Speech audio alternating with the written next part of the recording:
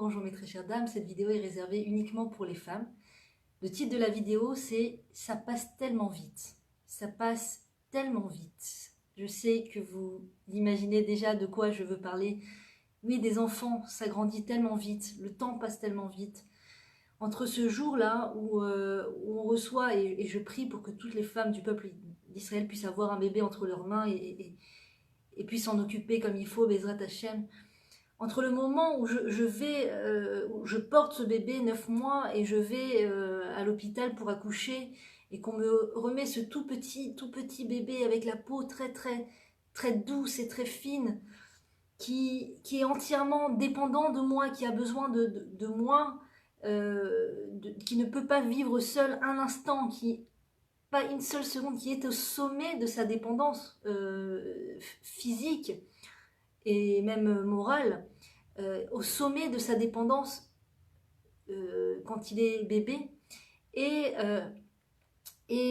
moi, son parent, je suis censée lui donner tout ce dont il a besoin, selon ses besoins, comment il va grandir dans l'âge, selon comment ses besoins vont changer, évoluer. Mais en tout cas, au début, c'est surtout très physique, c'est surtout la présence, c'est surtout nourrir le bébé, c'est surtout le prendre dans ses bras, etc., lui parler, lui chanter des chansons.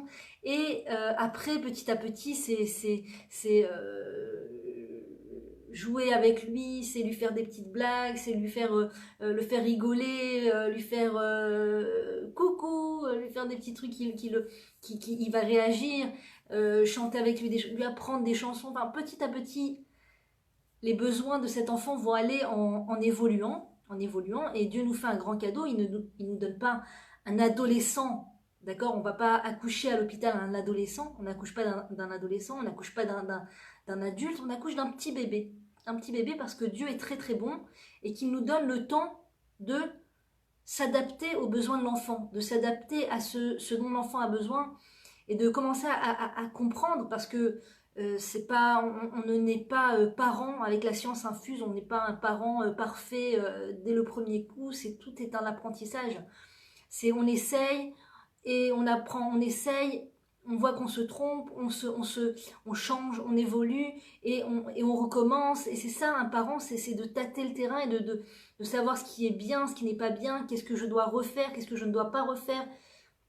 C'est ça le métier de parent, c'est tout le temps de se poser des questions, logiquement de se demander, bon, ben, quand j'agis comme ça, qu'est-ce que ça donne? Quand je suis là avec l'enfant, qu'est-ce que ça donne? Quand je vais le chercher tard à la maternelle, qu'est-ce que ça donne? Dans quel état il est? Dans quel état c'est de sentir les choses. C'est de sentir les choses. Et pour pouvoir sentir les choses, pour pouvoir être vraiment à l'écoute des besoins de mon enfant, avec ce grand cadeau que Dieu me fait, où il me laisse le temps de m'adapter, le temps, parce que l'enfant grandit lentement, malgré tout, bien que ça passe très vite, j'ai quand même le temps, ça me laisse le temps quand même de trouver la réponse à mes questions d'éducation. Qu'est-ce qui est le mieux pour mon enfant? Et Dieu me laisse le temps de me poser les bonnes questions et de chercher les bonnes réponses. Bien sûr, toute question demande une prière aussi. Quand on a une question, ça vaut le coup de prier. Ça vaut le coup de demander à Dieu. Si par exemple, je n'arrive pas à faire ranger la chambre à mon enfant, priez. Mon Dieu, éclaire-moi comment je dois m'y prendre. Comment je dois m'y prendre pour que mes enfants puissent ranger leur chambre. Et peut-être qu'on arrivera à la conclusion que les enfants ne doivent pas ranger leur chambre. Peut-être qu'on va arriver à la conclusion qu'en allant étudier, pas par soi-même, on ne peut pas trouver par soi-même les réponses à l'éducation. Bien que Dieu nous a donné ce qui s'appelle une sensibilité avec bien sûr qu'on a certaines réponses en nous, mais il y a certaines questions qui ont besoin d'une étude. Il y a certaines questions par rapport à l'éducation, d'ailleurs c'est l'occasion de vous présenter mon livre avec l'aide de Dieu qu'on a écrit sur l'éducation, en vente sur Amazon.fr, et eux dans tout ça par Livia Sarah Atlan, où je parle justement de questions et je parle de tous ces sujets importants. Ne quittez pas un seul instant, je reviens tout de suite.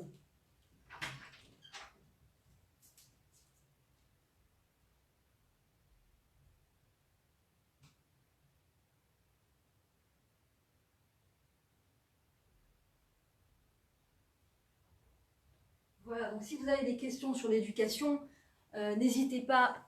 Je parle de certains thèmes, je ne parle pas de tout. Bien sûr, il y a tellement de sujets dans l'éducation, tellement de choses dont il faut parler. Et je ne parle pas de tout, bien entendu. Il faut, quoi qu'il en soit, c'est important de suivre des cours d'éducation d'après un point de vue toranique, d'après une vision toranique. C'est tellement important. Parce que le monde est séparé en deux.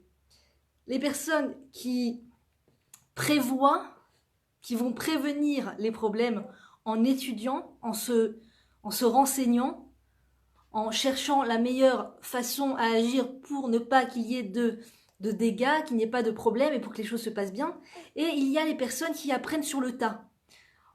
Et soi-même, on peut avoir dans sa vie une période où on apprend sur le tas et une période où on décide d'arrêter de faire des boulettes et on se met à étudier. Donc on peut apprendre sur le tas, ça veut dire se retrouver face aux problématiques parce qu'on n'a pas su comment éviter le fait d'arriver à ces problèmes. On n'a pas su qu'il y avait des règles en or pour ne pas tomber dans ces problèmes-là. Par exemple, je ne sais pas, des problèmes de grosses crises d'adolescence ou des choses comme ça. On ne sait pas qu'il y a des choses à faire pour justement éviter ces choses-là. Et donc, on se retrouve à apprendre sur le terrain avec les problèmes face auxquels on est. Et puis, il y a aussi l'autre façon de faire qui est la meilleure, qui est d'étudier la chose. J'ai un enfant, la question d'éducation se pose. Il y a une question d'éducation. Qu'est-ce qui est bon pour l'enfant? Je pense que tout parent au monde se pose des questions. Forcément, se pose des questions. Moi, je me rappelle la grande question que je me posais quand j'ai eu mon premier enfant, c'était est-ce que je dois laisser mon flot d'amour et d'émotion envelopper ce bébé, d'accord, laisser tout l'amour, lui exprimer tout l'amour que j'ai dans mon cœur, ou est-ce que je dois être dans la retenue, me retenir parce que c'est pas bon trop d'amour, parce que pas par flemmardise de devoir montrer de l'amour, non, par peur d'abîmer mon enfant. J'ai peur d'abîmer mon enfant. Moi, si je devais agir naturellement, je lui montrerais tout mon amour. Je le prendrais dans mes bras, je lui dirais combien il est beau toute la journée, du matin au soir, je l'embrasserais toute la journée, du matin au soir. Mais peut-être que peut-être que c'est pas bon pour lui, peut-être que c'est trop, peut-être que c'est étouffant. C'est une question en tant que maman que je me suis posée. Et peut-être que je dois avoir un peu de retenue, peut-être que je dois le laisser vivre, le laisser un petit peu respirer, tout ça. Et bon, j'ai appris par la suite, je ne veux pas vous laisser dans le suspense, de croire un instant qu'il faut être dans la retenue. Il ne faut pas du tout être dans la retenue, il faut complètement, toute la chaleur et l'amour qu'on ressent à l'intérieur, l'exprimer en grand. Plus on va, je dis pas qu'il faut se faire violence et souffrir, se mettre dans une situation de souffrance en exprimant des choses 24 heures sur 24, je ne dis pas ça, mais tout l'amour qu'on a à l'intérieur, tout ce qu'on a envie d'exprimer de façon spontanée, quand ils sont à tout âge, il n'y a aucun problème. Peut-être après, quand ils se sont mariés, peut-être c'est une autre histoire. Moi, j'ai pas encore d'enfants de cet âge-là, mais en tout cas, quand ils sont jeunes, il n'y a aucun problème et c'est même bien d'exprimer tout son amour, combien on les aime, de les prendre dans les bras, de les toucher, de leur dire, de les appeler gentiment par leur prénom, de leur dire combien ils sont beaux, tout ce qui vous passe d'affectif par la tête. N'hésitez pas. Je sais que beaucoup de parents se réfrènent dans leur démonstration d'amour pour leur enfant parce qu'ils ont peur que ça casse le truc, qu'ils ont peur que ça leur porte malchance.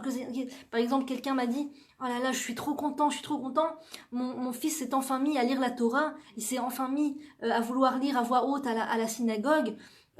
J'aimerais tellement préserver ça que j'en fais pas trop. Je lui dis pas que c'est bien, je lui dis pas trop que c'est bien, je lui dis pas trop super mon fils, c'était magnifique et tout, quel tzaddik, parce que je veux pas le réfréner. Et vous voyez, c'est le genre de conclusion auquel on peut arriver de par soi-même.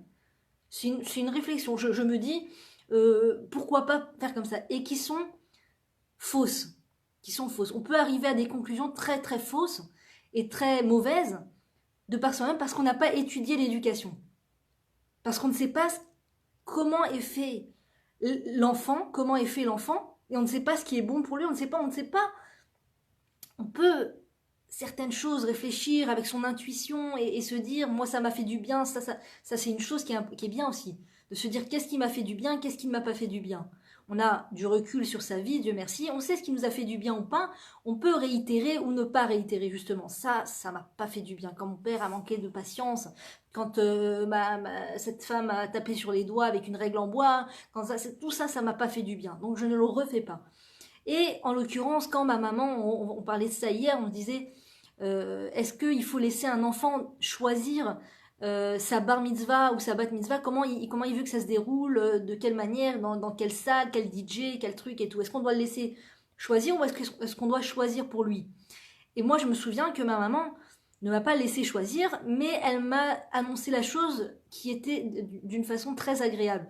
C'est-à-dire, elle m'a dit, ma chérie, c'est super, j'ai une bonne nouvelle, on va pouvoir fêter ta fête dans telle salle grâce à Tata qui s'est arrangée, qui avait du piston, entre guillemets, pour te faire rentrer dans cette salle, on va pouvoir te faire ta bat mitzvah là-bas et tout ça.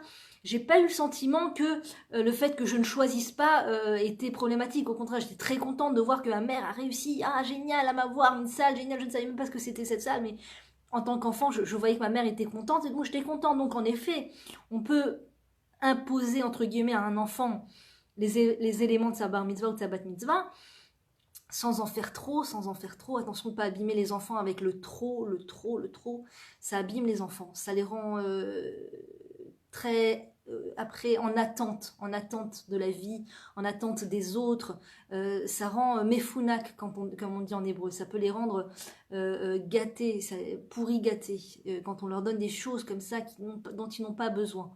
D'accord, le super DJ, parce qu'après ils se disent, ça leur met une pression d'enfer pour la suite de leur vie. Si j'ai fait une bar mitzvah et une bat mitzvah aussi grandiose, donc le mariage, il faudra forcément que ça soit quelque chose de très grandiose.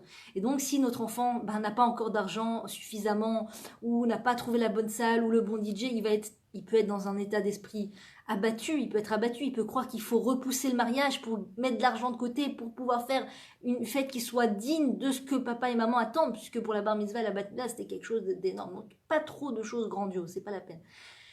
En tout cas, on peut se poser les questions, qu'est-ce qui m'a fait du bien, qu'est-ce qui ne m'a pas fait du bien, et en fonction de ça, se positionner pour nos enfants. Mais, il faut savoir une chose, c'est qu'il y a des choses qu'on est obligé d'étudier pour comprendre comment fonctionne l'enfant, comment fonctionne un enfant juif, c'est totalement différent. Un enfant juif, ce n'est pas un enfant des peuples, un enfant non juif, il y a une vision juif de l'éducation. Voilà, on sort de Simchat Torah, on a reçu la Torah, Simchat Torah, on est content de notre Torah, on est content de recevoir la Torah, donc on est content aussi de savoir qu'on est un peuple à part, on est le peuple juif, et donc on ne peut pas éduquer nos enfants comme tous les peuples éduquent leurs enfants, parce que sinon, à quoi on sert? À quoi on sert, nous, peuple juif, dont il est dit dans les prophètes que nous serons dans l'avenir le peuple, le phare des nations? À quoi on sert dans ce monde si on éduque nos enfants comme les non-juifs, comme les peuples? À quoi on sert? À rien, à rien. Donc on est là pour justement apporter une autre vision de la vie, une autre vision de l'éducation, une autre vision des enfants. Une autre vision des enfants. Et il n'y a que uniquement en se basant sur les enseignements de la Torah concernant l'éducation qu'on pourra savoir et mieux aiguiller notre éducation par rapport à nos enfants. C'est très important d'étudier, très important. On ne peut pas faire, parce que c'est pas comme la peinture du salon, d'accord? Je suis pas en train de choisir la peinture du salon.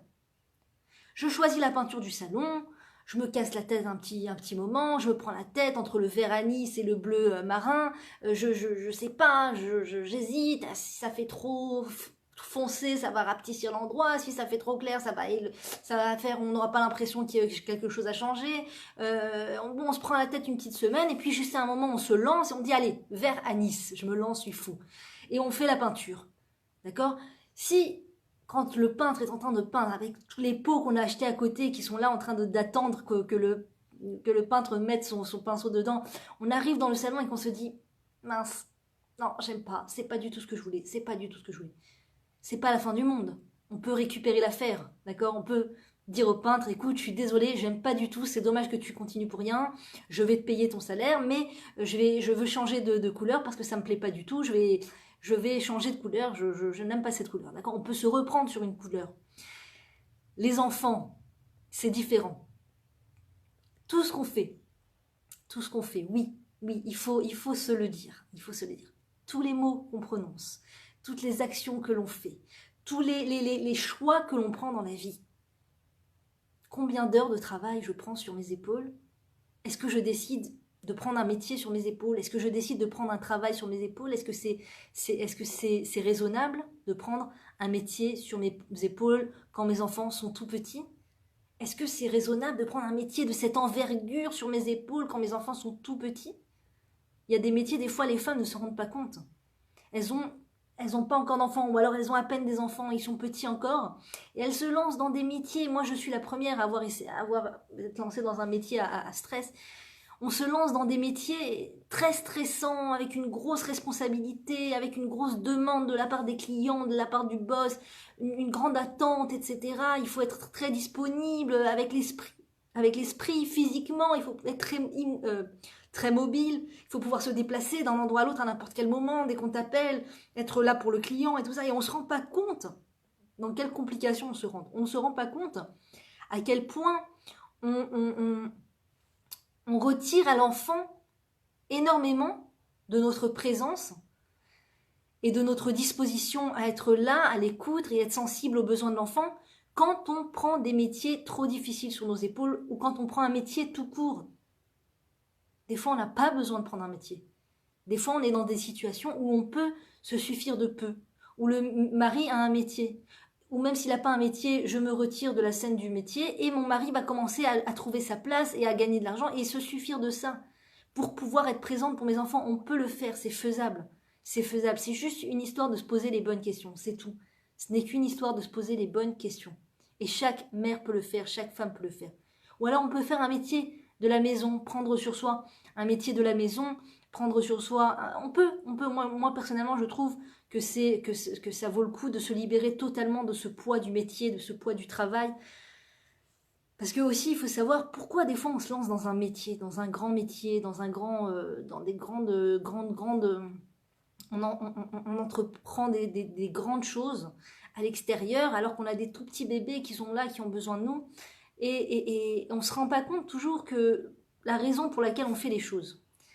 Il faut savoir que nous-mêmes, bon, aucun parent au monde n'est parfait, d'accord, c'est connu, il n'y a pas de parents parfaits, tous leurs parents ont leurs lacunes, tous leurs parents ont leurs grandes qualités, ont des tonnes de qualités, et puis des fois, il y a des choses dans l'éducation qui a manqué. Il y a eu une lacune dans l'éducation, et c'est important, sans juger nos parents, d'accord, parce qu'à leur place, si ça se trouve, on n'aurait pas fait mieux, on aurait peut-être fait bien moins que ce qu'ils ont réussi à faire, mais en tout cas, il faut être honnête et savoir reconnaître les lacunes qu'il y a eu dans l'éducation que j'ai reçue, pour ne pas les reproduire, d'accord.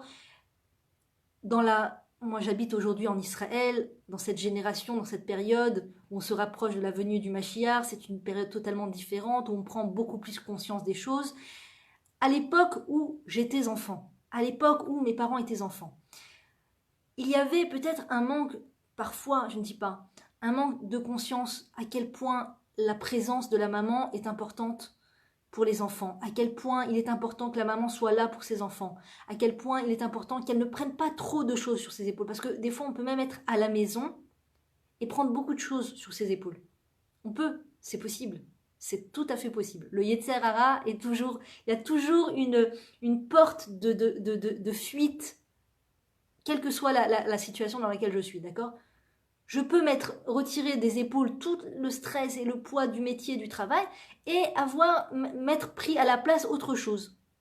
Je sais pas, je me suis lancée dans le fait, moi j'ai entendu une femme qui expliquait, qui racontait qu'elle avait des enfants en bas âge, etc., et qu'elle était très contente d'avoir pris sur ses épaules un projet bénévole pour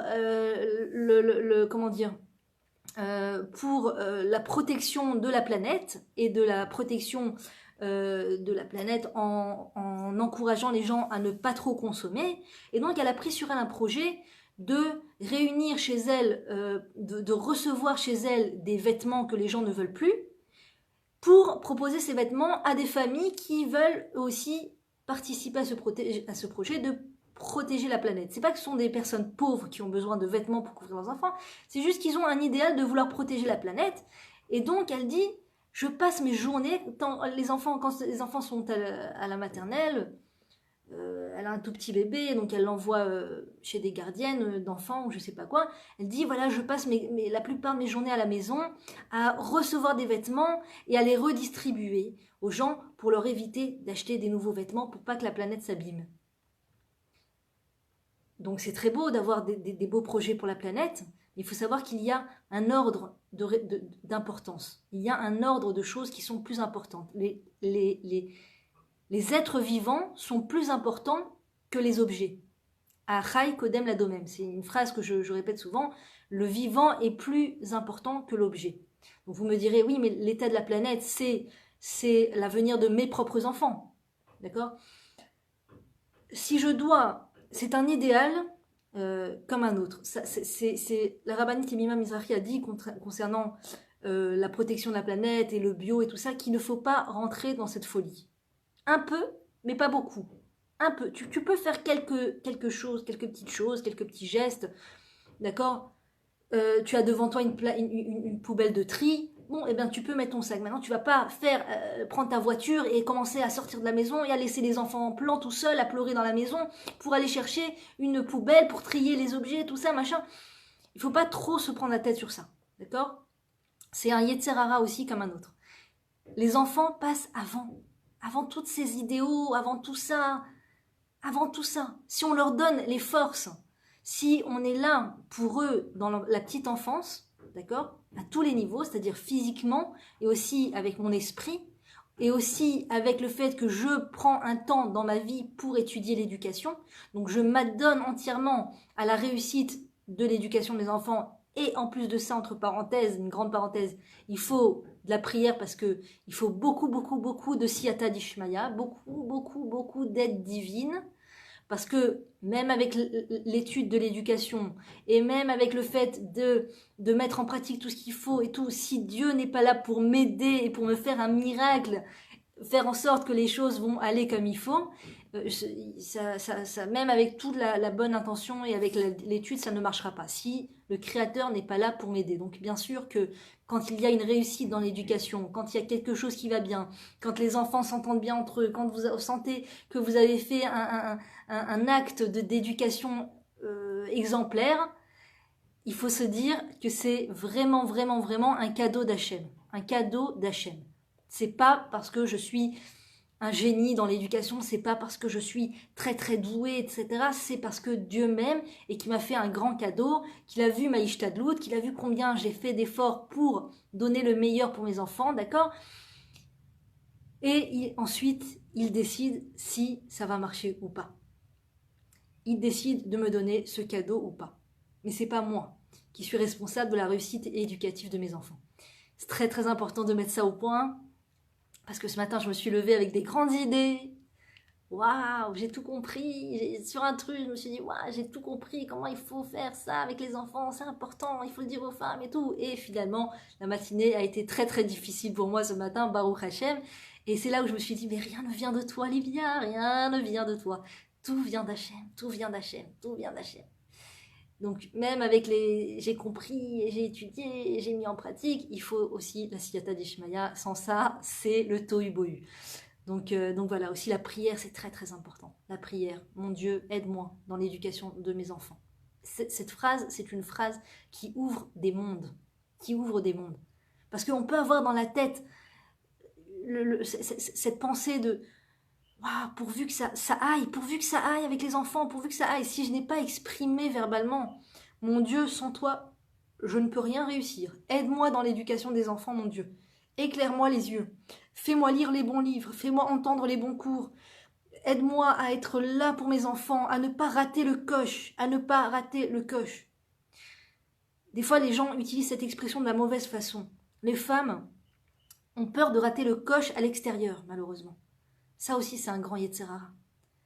C'est un grand Yetzer Hara. Si je ne me sers pas de ma jeunesse, de mon jeune âge, pour faire une grande carrière de telle ou telle chose, si je ne me sers pas de mon jeune âge, de maintenant, là, la période où j'ai le plus de force et tout, pour sortir et réaliser ce que je dois réaliser, je ne le réaliserai jamais. Je n'arriverai jamais à faire ce que je voulais faire, je n'arriverai jamais à réaliser mes rêves. Et comme par hasard, c'est la période où il y a les enfants. comme par hasard, il y a la période où il y a les enfants, c'est toujours la période où il y a cette pensée la plus prenante. Il faut que je me réalise absolument. Il faut que je fasse quelque chose à l'extérieur absolument. Il faut que je montre à toute la planète que j'ai... Ça, c'est l'inconscient. D'accord? Si c'était conscient, on comprendrait vite fait que c'est un piège. Mais l'inconscient, dans l'inconscient, il y a cette volonté, surtout dans la tranche d'âge de 20 à 30 ans, comme ça, de 20 à 40 ans peut-être, je sais pas, une volonté très très puissante de montrer aux autres, de montrer à la terre entière, de montrer à ses parents, de montrer à ses professeurs qui n'ont pas cru en nous, de prouver à toute la terre entière qu'on a des capacités phénoménales au niveau professionnel, au niveau de réussite, de développement de soi et tout ça. Une volonté de prouver aux autres, de montrer aux autres. Et ça, c'est un Yetzer Hara. C'est un Yetzer Hara. Parce que quand je suis à la maison, justement, et que je m'occupe des enfants, c'est dans le domaine du cachet. Les gens ne voient pas ce que je fais avec mes enfants. Les gens ne voient pas que je me travaille sur ma patience avec mes enfants. Ça, c'est des choses que les gens ne voient pas.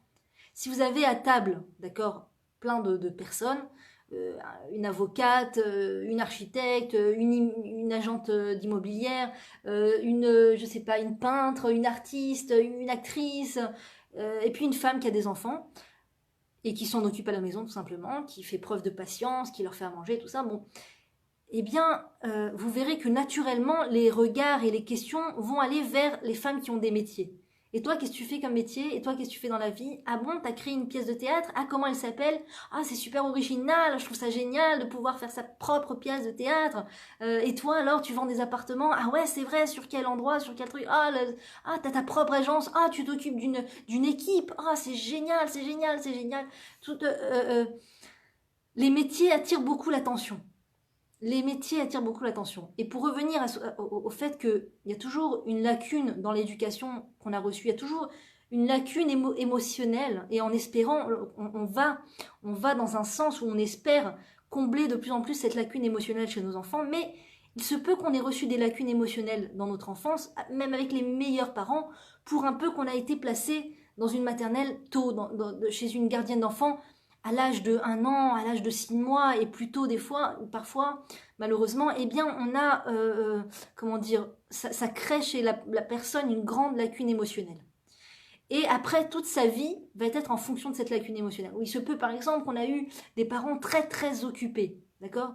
Il se peut qu'on ait grandi à la maison avec maman, mais que maman était extrêmement occupée à faire plein de choses. D'accord? À faire plein de choses, je sais pas. Peut-être qu'elle avait, comme je vous disais, cette femme qui passe des heures chez elle à recevoir des vieux vêtements pour les distribuer à des gens, pendant que ses enfants sont entre des mains d'étrangères ailleurs, et qu'ils ont cette lacune que maman n'est pas avec nous, elle ne s'occupe pas de nous, elle est affairée à son super projet, d'accord? Eh bien, il se peut que notre maman, on a été à la maison avec maman, mais qu'elle était affairée par quelque chose qui lui prenait beaucoup la tête, elle était beaucoup, vous savez, à l'époque, les choses étaient beaucoup plus longues, donc lentes, donc peut-être qu'elle faisait les machines, ça lui prenait beaucoup plus de temps, je ne sais pas. Peut-être qu'elle faisait beaucoup de cuisine, beaucoup à manger, donc elle n'était pas vraiment présente physiquement, et donc il se peut qu'on ait eu une lacune émotionnelle. Une lacune émotionnelle. Il se peut que voilà, on a une maman qui nous a donné toute la cuisine au monde, qui nous a cuisiné les meilleurs plats et tout ça, mais elle ne savait pas nous dire, et c'est pas de sa faute, on ne doit pas juger les parents, sras veshalom. Je dis ça uniquement dans un but de pouvoir comprendre d'où viennent nos lacunes et de pouvoir réparer dans l'avenir pour nos enfants. Jamais sras veshalom, jamais, comment dire, rendre les parents coupables de quoi que ce soit. Ils ont fait du mieux qu'ils pouvaient avec ce qu'ils savaient.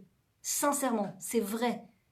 Les parents sont les personnes qui nous aiment le plus au monde. Donc ils ont fait ce qu'ils ont pu le mieux. Si on leur a dit à ce moment-là, sache, Martine, que... Non, Martine, c'est ma belle-mère que j'aime. Alors on va chercher un autre prénom. Sache, Yvette, que le plus important, c'est que tu fasses 36 plats à tes enfants tous les jours. D'accord ? Donc Yvette se met à faire les courses, Yvette se met à cuisiner, et voilà. Et donc elle va pas complimenter son enfant, elle va pas lui dire qu'il est génial, elle va pas lui dire qu'il est bon, elle va s'énerver avec lui parce qu'il a touché à ce qu'il fallait pas quand elle est en train de cuisiner. Donc pour un peu qu'il y ait une notion faussée de ce qui est vraiment bon pour l'enfant, il y a une lacune qui se crée, forcément.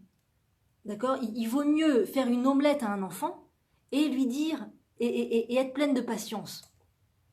Et être pleine de patience. Et être présente. Et être pleine d'amour. Et être pleine d'encouragement. Et être là. L'écouter.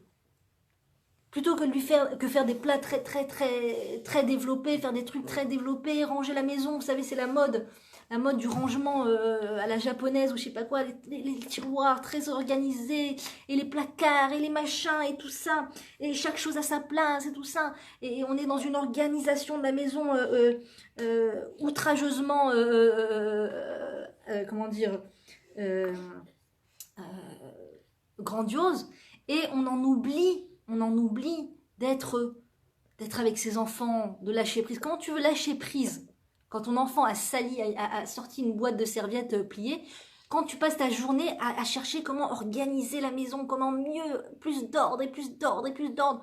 On peut se poser des questions par rapport à l'ordre dans une mesure minimale, dans une mesure moindre.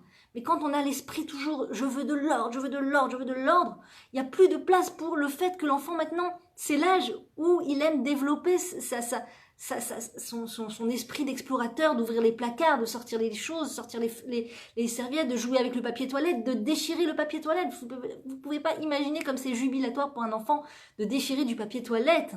Il développe tellement énormément. Des fois on leur achète des jeux, on s'attend à ce qu'ils jouent avec des jeux et c'est le papier toilette qui leur fait du bien. Donc il faut développer cet esprit d'accepter où mon enfant se trouve à ce moment-là. Qu'est-ce qui lui fait du bien? C'est pas parce que j'ai prévu dans mon petit esprit qu'un enfant ça joue avec des cubes, point final, et que l'ordre de la maison doit être nickel, que je ne dois pas laisser la place à ce petit qui décidément, a décidé que c'est le papier toilette qui l'intéresse maintenant. Il a envie de déchirer du papier toilette.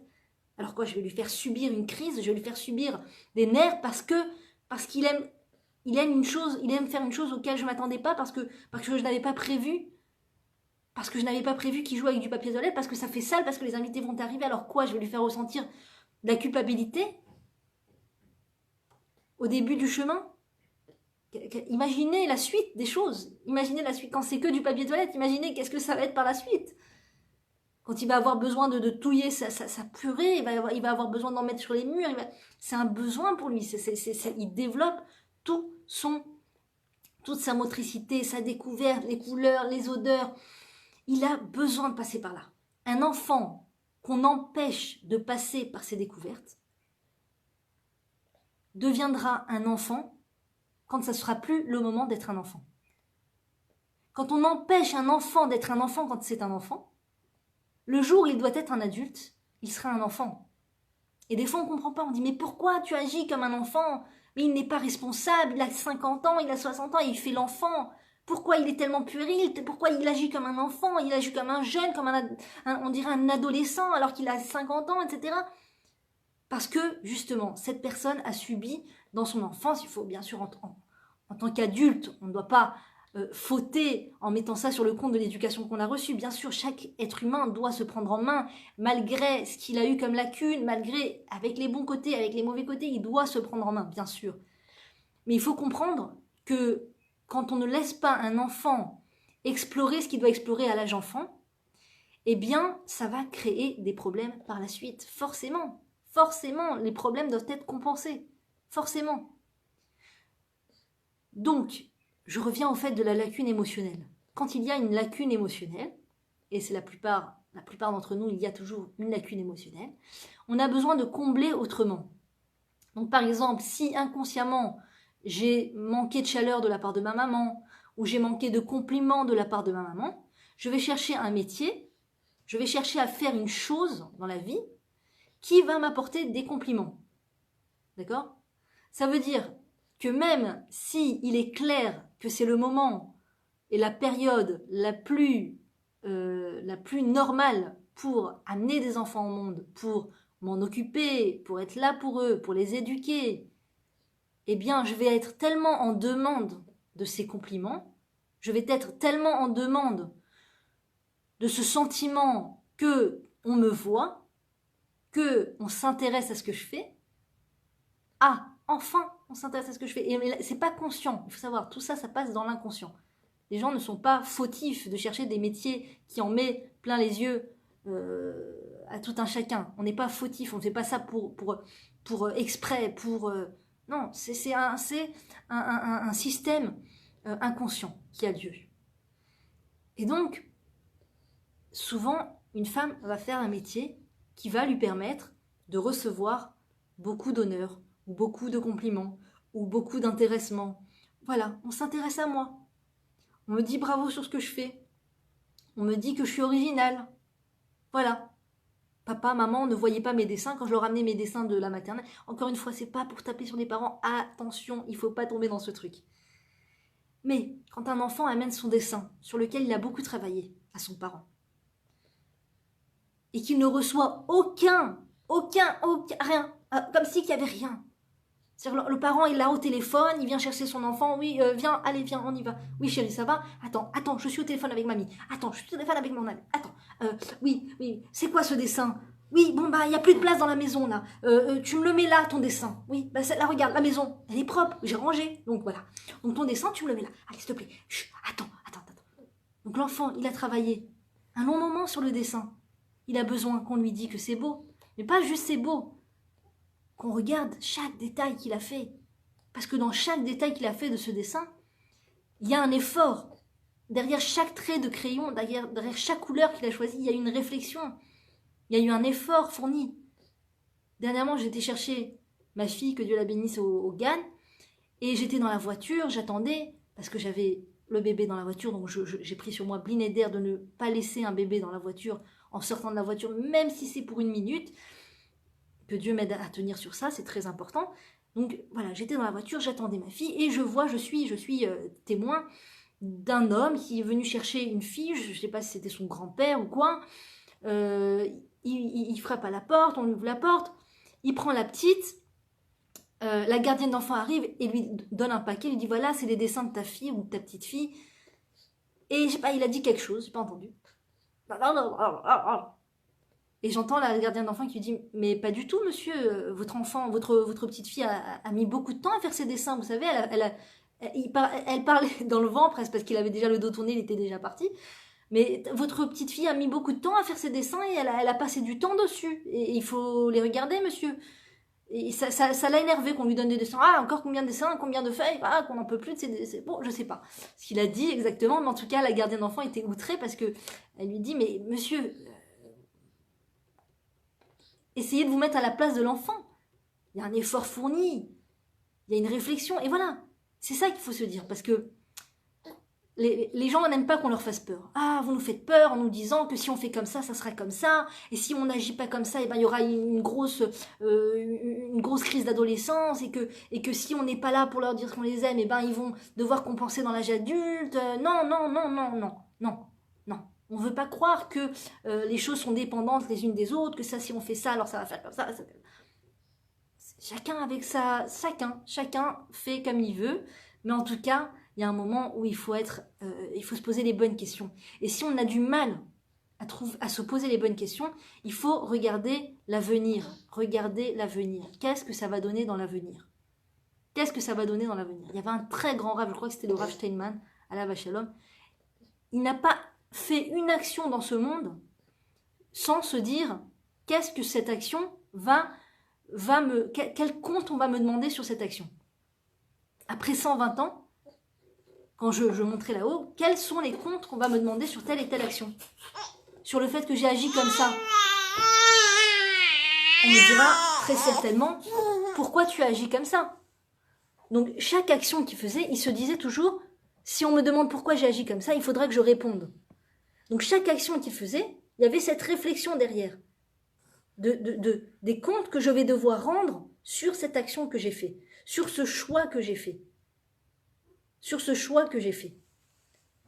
Donc une femme, une maman doit se poser des questions quand elle fait des choix. C'est quand elle fait un choix de carrière, quand elle fait un choix de réaliser des choses qui lui demandent beaucoup de temps, beaucoup d'énergie, d'être beaucoup à l'extérieur de la maison, ou en tout cas d'être beaucoup présente au téléphone, de répondre au téléphone et tout ça. Moi, je vous avoue que le fait de devoir répondre au téléphone ou de parler au téléphone ou d'appeler des gens au téléphone quand je suis avec les enfants me dérange tellement. Je trouve que c'est tellement, ça prend tellement l'esprit, ça amène l'esprit ailleurs que même j'avais vraiment vécu ça avec le travail, le métier, c'est-à-dire le métier, quand je faisais le métier, je me disais, bon, je fais mon métier, je fais mon travail, je fais ma carrière, génial et tout, et quand les enfants rentrent du GAN, et ben, je suis avec eux à fond et tout, mais non, c'est pas vrai, parce qu'il y a le téléphone, et on a encore la tête dans le travail, et si le patron m'appelle, et si le client m'appelle, et si il m'envoie un mail, et si j'attends, je veux savoir s'ils sont contents de mon travail, ah, ils se sont plaints, mais attends, je le crois pas, il faut que je leur réponde maintenant, je peux pas, ça peut pas attendre, et tout, et on est encore dedans, et je me rappelle, j'étais toujours avec ce téléphone en train de répondre, attends, il a sonné, je regardais, attends, et après les enfants voyaient le téléphone, maman, le téléphone, non, non, non, non, non, non, non, non, et tu rentres en confrontation avec les enfants, et tout ça, et c'est un système vraiment pas serein, quoi, pas serein. Et donc, Dieu merci, quand j'ai arrêté de travailler, j'ai décidé d'arrêter de travailler complètement. D'ailleurs, je vais vous raconter une petite anecdote sur ça. J'ai décidé d'arrêter de travailler complètement, Dieu merci. Dieu m'a éclairé l'esprit, Dieu m'a envoyé les bons cours, Dieu m'a donné la force, Dieu m'a donné la foi d'arrêter de travailler, Dieu merci. Et donc, plus de téléphone, plus de téléphone. Et dernièrement, donc Dieu merci, il y a chez nous des femmes extraordinaires qui ont mis en place le fait d'apporter des repas aux femmes qui viennent d'accoucher. C'est extraordinaire. Pendant quelques années, j'ai bénéficié de ces merveilleux plats que les femmes cuisinaient et tout ça. Mais le seul truc, c'est qu'il faut être joignable. Il faut être joignable au téléphone, c'est normal. Tu peux pas demander à quelqu'un de te faire manger et ne pas être joignable et ne pas lui répondre, c'est normal. Quelqu'un te fait un plat, il faut que tu sois joignable. Quand elle veut amener le plat, c'est quoi l'adresse, c'est quoi l'endroit, est-ce que tu peux venir chercher le plat, etc. Donc c'est normal, c'est tout à fait normal, je ne dis pas. Mais personnellement, quand je suis rentrée de la clinique avec mon bébé, j'ai décidé que je voulais pas recevoir de repas. Je préférais manger du pain toasté avec un peu de fromage et les enfants des pâtes et voilà pour ne pas devoir être joignable au téléphone.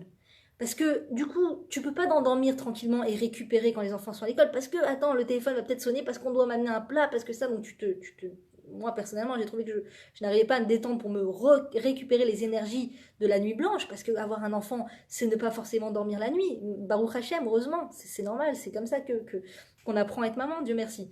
Donc voilà, et puis le fait que après les enfants ils rentrent de l'école et je dois avoir le téléphone et je dois voir si on m'appelait, attends on m'a peut-être pas appelé, j'ai peut-être pas les forces de recevoir les gens et tout ça, les enfants qui viennent de rentrer à la maison, j'ai pas été avec eux, j'étais une semaine avant l'accouchement à l'hôpital, la semaine pendant l'accouchement, une semaine après l'accouchement, après j'étais très occupée, ils m'ont pas vu pendant des jours et des jours parce que je dormais, je vivais la nuit et je dormais le jour, donc pour peu que après les moments où enfin je me retrouve avec eux, je dois en plus être au téléphone, à répondre à l'un, à répondre à l'une, et attends je t'ai promis ça, et attends oui je dois t'ouvrir, et attends j'arrive et tout ça.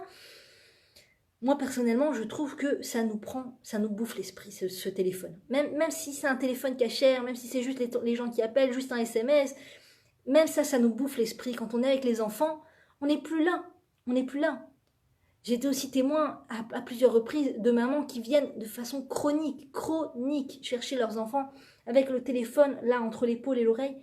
Et donc l'enfant, il a attendu, allez, depuis 8h du matin, il est là jusqu'à 4h de l'après-midi pour certains, ou 1h de l'après-midi pour d'autres. Il a attendu maman avec impatience, il a dû se travailler pour pas pleurer parce que maman n'est pas là et tout ça. Et c'est dur ce qu'on demande aux enfants, c'est dur. Et enfin maman revient, enfin maman arrive et elle est au téléphone. Elle est toujours pas libre. Elle est toujours pas libre. Donc là, elle était prise avec le métier. Là, elle est prise avec le travail. Et maintenant, elle est prise avec le téléphone. Et maintenant, elle est prise avec le smartphone, l'écran tactile, machin. Attends, qui c'est qui a écrit, qui c'est qui a machin. Attends, il faut absolument que je like, il faut absolument que je réponde. Il n'y a plus de disponibilité du tout pour l'enfant. Et n'allez pas me dire que ça ne va pas avoir d'impact sur l'adolescence. N'allez pas me dire que ça ne va pas avoir d'impact sur l'âge adulte de la personne. Encore une fois, on réitère le manque de lacune, la lacune émotionnelle, encore la lacune émotionnelle qui passe de génération en génération. Et les femmes qui sont obligées de prendre sur leurs épaules de plus en plus des rôles et des métiers de plus en plus prenants physiquement et techniquement, etc. Elles ne sont plus libres pour leur maison parce qu'elles ont un besoin un vide intérieur. Il faut absolument, absolument, absolument que les gens sachent que je suis capable de monter une société. Il faut absolument que les gens soient... C'est inconscient. Quand je dis ça, les gens me disent, mais non, c'est pas par rapport aux gens que je fais ça. C'est par rapport à moi, c'est par rapport à mon bien-être, c'est par rapport à mon épanouissement. C'est comme ça que je me retrouve, c'est comme ça. Et il faut se poser 5 fois la question pourquoi. On dit, c'est une technique japonaise, je crois, je sais pas. Quand on se pose 5 fois la question pourquoi je fais la chose, on arrive normalement au fond de la chose. Pourquoi je le fais vraiment? Pourquoi je le fais? Pour mon épanouissement. Pourquoi? Pour le côté financier. Pourquoi? Parce que c'est trop dur à la maison, je préfère être au bureau avec un petit verre de café en train de discuter avec la copine que d'être avec les cris et tout ça, les couches et tout. Pourquoi? Parce que je sais que ma mère, elle sera jamais fière de moi si je fais pas au moins ce métier. Pourquoi? Parce que le regard des gens, et oui, la société, la pression de la société, et si je suis rien, et si je suis à la maison, je suis rien, et si je suis à l'extérieur, j'existe, et les gens me posent des questions, et ça intéresse les gens, et quand je leur dis que j'ai une boîte, ils ont des étoiles dans les yeux, et tout, et tout, et tout. Ah, voilà le fond.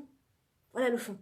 C'est ce que j'ai fait, moi. C'est-à-dire, moi, je suis passée par là. Je ne vous dis pas que vous, forcément, moi, je suis passée par là. J'étais sûre que je faisais les choses de façon tout à fait détachée de quoi que ce soit. Et je me suis rendu compte qu'il y avait beaucoup d'intérêt au qu'en dira-t-on, d'intérêt à de quoi j'ai l'air avec ma carrière, de quoi j'ai l'air avec ma boîte, de quoi j'ai l'air avec ma société, de quoi j'ai l'air avec mes clients, avec mes plans. Je me souviens même un jour, je suis arrivée à l'absurdité de la chose. J'étais en pleine dans mes études à la fin des études d'architecture. Et je faisais des plans, je faisais beaucoup de plans pour le projet final. C'était des plans d'une synagogue. Et à chaque fois, j'allais imprimer mes plans. C'est des feuilles énormes comme ça qui se déplient en éventail. Et ça fait très, très professionnel, quoi. Très professionnel. J'étais tellement fière d'aller montrer mes plans à tout un chacun, à ma mère, à tout ça et tout.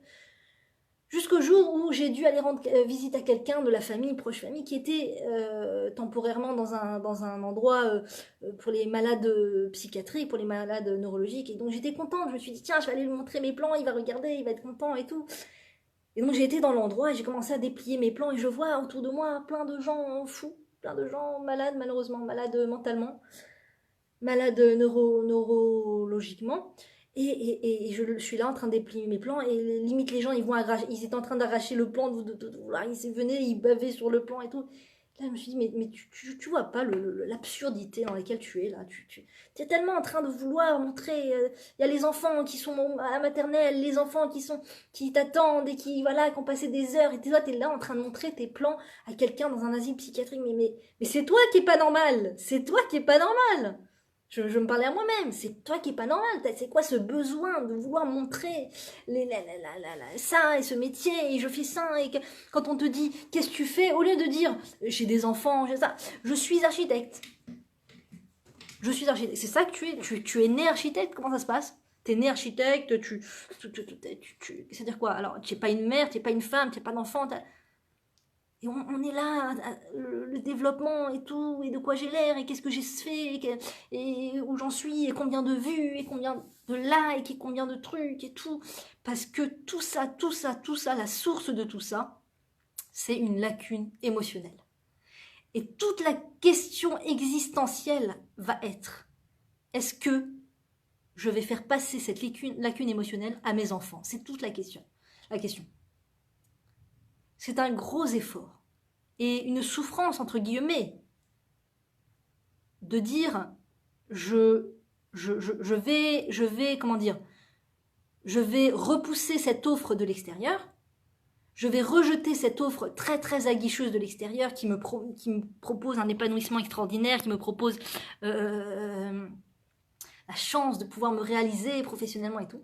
Je vais rejeter cette proposition, ou même les grands idéaux comme cette femme qui attend chez elle des heures pour donner des vêtements gratuitement, donc c'est très waouh, bénévolement, extraordinaire et tout, ta société, ton association gratuite et tout, mais au final,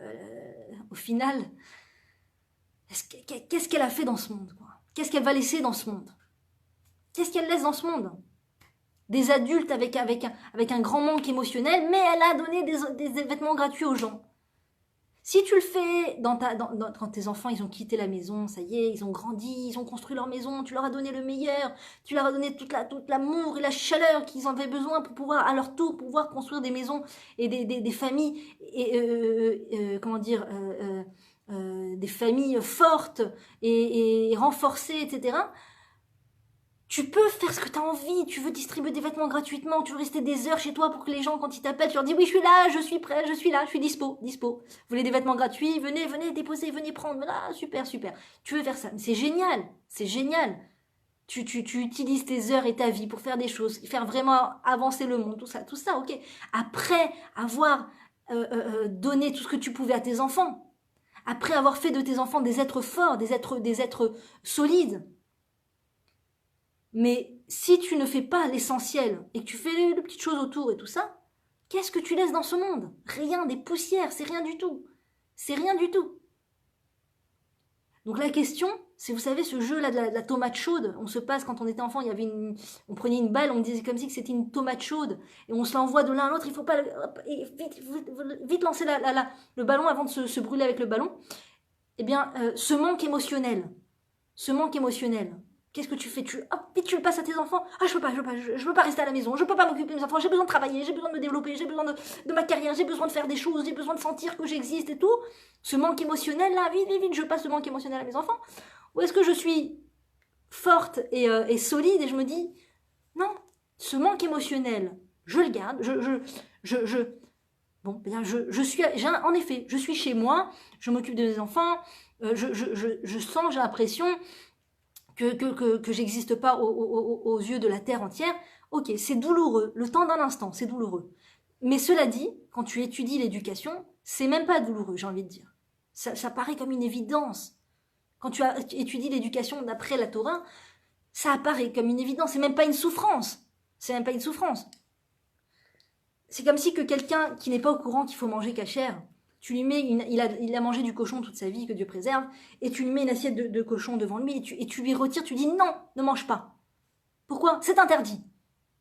C'est une souffrance. Mais non, j'ai toujours mangé du cochon, pourquoi c'est interdit? Je comprends rien à ce que tu racontes, c'est interdit, je comprends rien. Donc c'est une souffrance, en effet. Mais si la personne a grandi toute sa vie dans la Torah, on lui a appris c'était quoi la cacheroute, on lui a appris la gravité de manger du cochon, on lui a appris la gravité de mettre des aliments pas cachés dans sa bouche, la gravité que ça a sur l'âme, sur l'être, que ça bouche que ça bouche l'âme,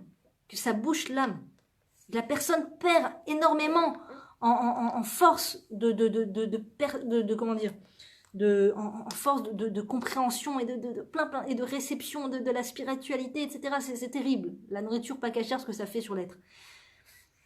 Donc une personne est consciente et que tu lui mets devant elle une assiette de cochon, elle fuit, elle s'enfuit, elle vomit, elle s'enfuit. C'est pas une souffrance pour elle de se retenir de manger ce cochon. C'est une souffrance pour elle d'être près de ce cochon. Mais c'est une évidence pour elle de fuir la chose. Donc quand tu étudies l'éducation, quand tu étudies la valeur de l'enfance, ce que ça apporte, la chaleur à l'enfance, ce que ça apporte dans la vie, tout ce que ça crée, ces graines que tu plantes chez tes enfants, en étant là, en ne t'énervant pas. Oui, il y a des cris, oui, c'est sale, oui, c'est pas propre, oui, quelqu'un rentre maintenant, il va dire, ah, c'est quoi cette maison, ah, c'est une porcherie, oh là là, et puis cette femme, elle fait rien, elle fait que rester à la maison. Oui, ok, c'est pas très beau extérieurement. Mais tu sais que tu es en train de construire le peuple de demain. Tu es en train de réparer cet univers à la racine. À la racine. Les gens, ils veulent apporter leur solution au monde. Voilà, ma solution pour le monde. Voilà, ma solution pour le monde. Il y a des milliards qui y ont pensé. Il y a des milliards qui font la même chose. Il y a des milliards qui y ont pensé. D'accord, on est un mouton dans le troupeau. Mais quand je m'occupe de ces âmes très, très uniques que le Créateur m'a envoyées, je suis en train de faire un travail unique, comme un quelqu'un qui fait des bijoux, qui crée des bijoux, qui fait des choses uniques, d'accord? Eh bien, quand je m'occupe de ces enfants, je suis en train de faire un travail unique, et tellement riche pour ce monde, tellement important pour ce monde. Je suis en train de donner énormément pour ce monde. Énormément. Je suis en train d'apporter des personnes équilibrées dans la société. Je suis en train de créer des personnes équilibrés, qui font pas les choses pour le candidaton, pour recevoir, qui font les choses par idéal, qui font les choses par bon cœur, parce qu'ils ont reçu de la chaleur, parce qu'ils ont reçu leurs besoins d'écoute, ils ont reçu leurs besoins de leur quota de patience. Quand ils ont fait des crises à se jeter par terre, eh bien maman s'est retenue de s'énerver, maman s'est retenue de faire des remontrances, maman s'est retenue de me faire ressentir que j'étais une mauvaise personne, alors que j'ai fait des crises, que j'ai cassé des objets dans la maison. Maman s'est travaillée sur elle pour ne surtout pas me faire ressentir un gramme de culpabilité. Ça, c'est ce qui s'appelle amener des gens équilibrés dans cette société, apporter des êtres humains, et chaque femme juive, et de manière générale, mais ça commence par les femmes juives, a la responsabilité d'amener des êtres équilibrés dans ce monde, malgré ce que ça lui demande. Malgré que ça lui demande de taire ses lacunes émotionnelles, il faut absolument que je me réalise. Il faut absolument que je montre aux autres. La dernière fois, on était à un repas de Shabbat et chaque femme, elle avait un métier plus extraordinaire les uns que les autres. Et moi, où j'en suis, j'ai même pas de diplôme, j'ai même pas ça, j'ai même pas ma boîte, j'ai même pas écrit mon livre, j'ai même pas écrit mon truc et tout. C'est vrai qu'on vit dans une société avec une pression d'enfer. Il y a une pression d'enfer. Et pour un peu qu'on aille sur les réseaux sociaux, on est communiqué par cette compétition et ce marathon de qui a fait mieux que qui a été mieux que l'autre et tout. Et c'est des bêtises. C'est des bêtises. C'est des bêtises. Il faut retrouver sa sérénité du cœur. Il faut retrouver son rôle. Il faut retrouver ses vraies valeurs. Pourquoi je fais les choses? Pourquoi je fais les choses? Pourquoi je fais les choses? Pourquoi je vais travailler des heures pour acheter des choses à mes enfants dont ils n'ont pas besoin? La maison, elle est pleine à craquer de choses dont on n'a pas besoin. Pleine à craquer de choses. Comme disait mon père, on achète des boîtes pour les remplir avec des choses dont on n'a pas besoin. Et on rachète des boîtes pour les remplir avec encore des choses dont on n'a pas besoin. Donc on a des choses à la maison qui servent à rien et on va travailler dur pour pouvoir leur acheter les nouvelles ballerines parce que la petite copine le Shabbat elle avait un tutu magnifique et je veux que ma fille elle ait au moins un beau tutu et que je veux qu'ils se manquent pas, qu'ils aient ce Yetzirah qui dit travaille pour leur donner ce que tu n'as pas eu dans l'enfance. C'est faux, c'est faux. Les enfants ne se rappelleront jamais des baskets qu'ils ont eu ou pas, du nounours qu'ils ont eu ou pas. Ils ne se rappelleront jamais. Par contre, ce qu'ils vont avoir avec eux en permanence toute leur vie, c'est la chaleur que maman leur a donnée. C'est la présence humaine et le travail sur elle qu'a fait maman pour ne pas s'énerver contre nous, pour ne pas nous faire ressentir qu'on était coupable, pour ne pas nous faire ressentir qu'on n'était pas à la hauteur. Elle se travaille sur elle pour être de plus en plus tolérante et de plus en plus permissive au niveau de ce qui est bon pour eux, pas permissif au niveau malsain. D'accord, leur donner des choses qu'ils n'ont pas besoin, de leur donner des écrans que Dieu préserve entre les mains, ou que leur donner de la nourriture malsaine sans fin. De temps en temps, un petit chocolat, voilà, on sort de Simchat Torah. Maman, on peut manger un chocolat, maman, on peut manger un bonbon. Après l'omelette, mes amours, après l'omelette. Oui, bien sûr, des petits kiffs de temps en temps, mais permissivité, je parle surtout au niveau des expériences dans la maison. Ils veulent jouer avec l'eau, ils veulent jouer avec la peinture, parler avec son mari. Mon chéri, je te promets que je vais faire le ménage. Je sais pas votre état de couple, en tout cas, voilà, chéri, je vais faire le ménage après, je te promets, avec un petit cours dans les oreilles quand les enfants dormiront. Mais permettons-leur de construire leur maison avec les coussins du fauteuil. Permettons-leur de faire couler le robinet pendant 1 heure. Oui, mais il n'y a pas d'eau sur la terre et tout ça. Oui, il y a beaucoup de... Ouais, c'est pas si grave. Couler un petit filet d'eau, et l'enfant il joue avec les doigts, comme ça vous pouvez pas imaginer le bonheur que c'est. Et moi, pour moi, une de mes plus grandes satisfactions, c'est aussi quand j'entends mes enfants, parce que quand on fait des choses avec eux quand ils sont petits, on est sûr qu'ils s'en rappelleront jamais. Et quand 8 ans, 9 ans, 10 ans, ils me ressortent ce qu'on a fait quand ils étaient petits, même des fois 6 ans. Maman, tu te souviens le Harouchat Boker, le petit déjeuner qu'on avait fait ensemble sur la pelouse du machin, ensemble? Ouais, mon fils, mais t'avais 3 ans, tu t'en rappelles? Ah oui, maman, je me rappelle, c'était bien, tu te rappelles, tu m'avais fait un café au lait, j'avais bu le café au lait, tu te rappelles, maman? Ouais, mon chéri. Et sur le moment, quand c'est le moment, on n'a pas trop la patience. On se dit, ah, qu'est-ce que je vais faire avec mon enfant? J'ai plein de choses à faire, de toute façon, il s'en rappellera jamais. J'ai plein de choses à faire. Et je vous jure que quand on fait ça, quand on prend sur soi de passer un moment de kiff avec eux, d'accord, il y a ce Yetzirah qui dit, mais t'as que ça à faire? T'as que ça à faire. Et les machines, et le linge, et le métier. Et quand est-ce que tu vas te réaliser? Et en fait, quand on arrive à se taire cette voix et prendre un moment avec l'enfant, quand l'enfant il vient, il dit maman, on peut faire ça, s'il te plaît? Oui, mon chéri. Ah, c'est vrai, maman, quel kiff, maman, j'étais sûre que t'allais dire non. Bah, avec plaisir, mon chéri, pourquoi pas? D'accord, je dis pas qu'on peut tout le temps, mais si on peut, pourquoi pas? Si on peut, je vous jure que ça leur laisse des batteries extraordinaires pour toute la vie. Toute la vie. Et moi, dernièrement, il y a quelqu'un qui, le jour de Kippour, justement, j'ai rencontré une maman qui me demandait qu'est-ce que je faisais dans la vie. En 2 mots, je lui ai raconté que je travaillais, que j'ai arrêté de travailler. Elle me dit quoi, mais t'es tout le temps avec les enfants, c'est pas possible et tout. Je lui dis bon, bah ils sont au GAN et quand ils reviennent, oui, je suis avec eux. Mais il y a des moments pour soi aussi et tout ça. Donc elle me dit ah bon, c'est incroyable et tout bon. Et après, elle me dit mais la vérité, tu comptes reprendre ton métier un jour, tu comptes reprendre après, bientôt, ou quand les enfants ils seront grands. Ok, maintenant c'est normal que tu travailles pas, mais tout ça. Et je lui ai dit non. Je lui ai dit un non, mais tellement puissant. Elle a reculé en arrière. Elle m'a dit pourquoi non? Je lui ai dit non, non, même quand mes enfants seront grands, je ne reprendrai pas mon métier. Pourquoi? Parce que c'est un yetzer hara qui fait que quand tu es à la maison avec les enfants, tout paraît avancer doucement, tout paraît avancer lentement. On dirait que les enfants ils grandissent pas. Il faut que je. Mais c'est quand que je vais enfin refaire mon métier? C'est quand que je vais juste qu'ils grandissent que je vais pouvoir reprendre mon métier quand tu as le métier derrière la tête de dès que je peux, je reprends, d'accord? Même quand tu es à la maison, t'es pas sereine, t'es pas complètement déconnecté. Tu n'es pas complètement déconnecté.